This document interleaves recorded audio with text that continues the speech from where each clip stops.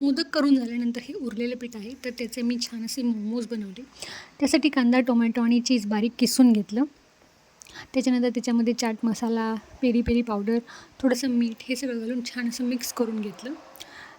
त्यानंतर हे जे पीठ माझं राहिलं होतं ते थोडंसं पातळ झालं होतं, तर ते तेलाचा हात लावून मी परत एकदा मळून घेतलं. पातळ झाल्यामुळे पाहिजेल असा एवढा चिकटपणा नव्हता याच्यामध्ये, पण तरीही मी याचा बनवण्याचा पूर्ण प्रयत्न केला. थोडीशी पिठी ह्याला तांदळाचीच पिठी लावून ह्याची छान अशा बारी बनवून घेतल्या आणि त्यानंतर त्याच्यामध्ये जे तयार केलेलं मिश्रण होतं, जे बॅटर होतं ते भरून घेतलं.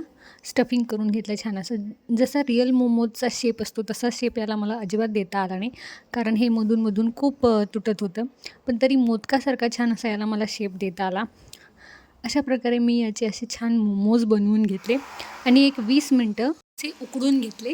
अशा पद्धतीने हे मोमोज रेडी झालेत. खरंच खूप छान टेस्टला लागले.